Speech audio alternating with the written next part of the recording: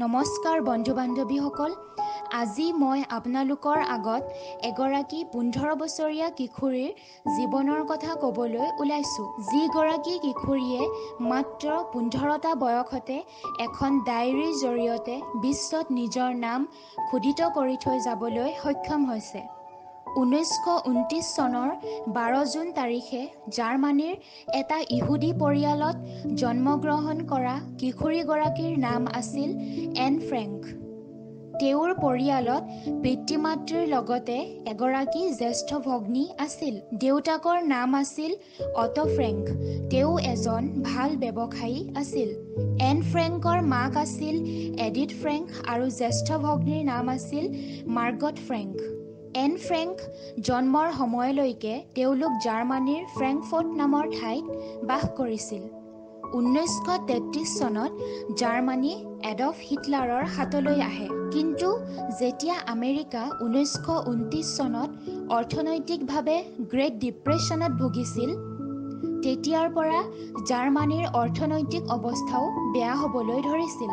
Adolf হিটলাৰে শাসনভাৰলৈ আহি সম্পূৰ্ণ নিজৰ ইচ্ছানুযায়ী নীতি-নিয়ম জাৰ্মানীৰ জনসাধাৰণৰ ওপৰত জাপি দিলে। তেওঁ লক্ষ্য কৰিলে যে ইয়াৰ কাৰণ হৈছে এই ইহুদীসকল।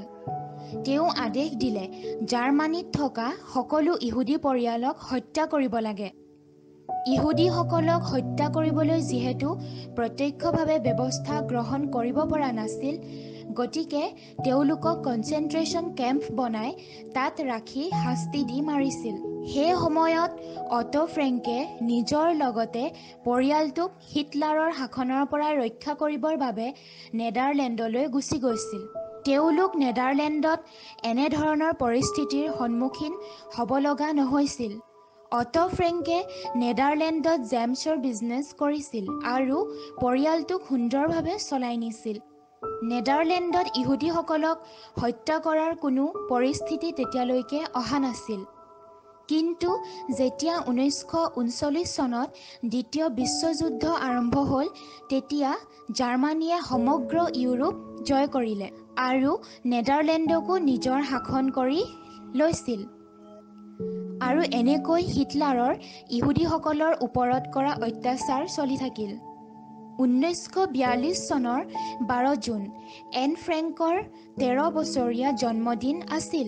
এই জন্মদিনত তেওঁ বহুতো উপহাৰ পাইছিল। ইয়াৰ ভিতৰত অন্যতম এক উপহাৰ আছিল দেউতাকে দিয়া এখন ডায়েৰী, যি ডায়েৰীত লক কৰি থ'ব পৰা ব্যৱস্থা আছিল।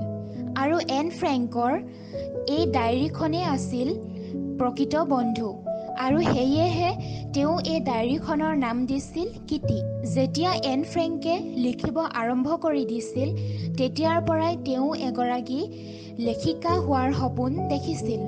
1942 চনৰ 20 জুন তাৰিখৰ পৰা তাইৰ লগত সংঘটিত হোৱা সকলো কথাই এন ফ্ৰেংকে ডায়েৰীত লিখি গৈছিল। এন ফ্ৰেংকৰ দেউতাক অটো ফ্ৰেংকে নেদাৰলেণ্ডৰ আমষ্টাৰডামত বাস কৰিছিল, কিন্তু সকলোকে ছুইজাৰলেণ্ডত থকা বুলি জনাইছিল। তেওঁলোকে থকা ঘৰটোৰ নাম আছিল চিক্ৰেট এনেক্স। এই চিক্ৰেট এনেক্সত মুঠতে ফ্ৰেংক ফেমিলিৰ লগত 8 জন সদস্যই বাস কৰিছিল। এন ফ্ৰেংকৰ পৰিয়ালটোৱে তাত বাস কৰাৰ সময়ত ডাঙৰকৈ কথা পাতিব পৰা নাছিল, কিয়নো ওচৰ চুবুৰীয়াই যদি কিবাকৈ গম পায়, তেন্তে ততালিকে তেওঁলোককো কনচেনট্ৰেশ্যন কেম্পলৈ লৈ যাব। কিন্তু এদিন 1944 চনৰ 4 আগষ্টৰ দিনা কোনো এজন লোকে চিক্ৰেট এনেক্সত এটা ইহুদী পৰিয়াল থকা কথাটো হিটলাৰক অৱগত কৰে আৰু ৰাতিপুৱা জাৰ্মান পুলিচ আহি কনচেনট্ৰেশ্যন কেম্পলৈ তেওঁলোকক লৈ যায়। এন ফ্ৰেংকে 1 আগষ্ট 1944 চনলৈকে শেষ ডায়েৰী লিখে।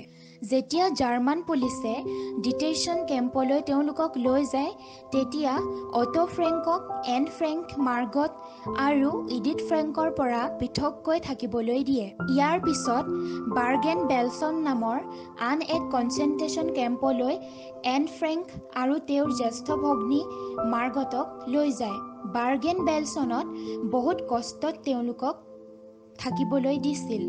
আৰু এনেকৈয়ে এদিন 1945 চনত মাৰ্গটৰ মৃত্যু হয় আৰু 1945 চনৰে এপ্ৰিল মাহত এং ফ্ৰেংকৰো মৃত্যুমুখত পৰে। কনচেনট্ৰেশ্যন কেম্পত হিটলাৰে ইহুদীসকলক বন্দী কৰি ৰাখি বিষাক্ত গেছ দি হত্যা কৰিছিল। কিন্তু এন ফ্ৰেংকৰ পিতৃ অটো ফ্ৰেংক বেলেগ এটা কনচেনট্ৰেশ্যন কেম্পত থকাৰ বাবে বাচি থাকিল। এন ফ্ৰেংকে লিখা ডায়েৰীখন তাই এগৰাকী বন্ধুৱে দেউতাকৰ হাতত দিয়ে। দেউতাক অটো ফ্ৰেংকে ডায়েৰীখন 1947 চনত ৰিয়েৰ এনেক্স নামেৰে প্ৰকাশ কৰি উলিয়ায়। প্ৰথম অৱস্থাত এই ডায়েৰীখন 70টা ভাষাত প্ৰকাশ কৰা হৈছিল। কিন্তু পিছলৈ আমেৰিকাই 1952 চনত the diary of a young girl নামেৰে ডায়েৰীখন প্ৰকাশ কৰি উলিয়ায়। গতিকে বন্ধুসকল, আজি আপোনালোকে এই ভিডিঅ'টো চাই কেনে পালে প্লিজ কমেণ্ট কৰি জনাব। ধন্যবাদ।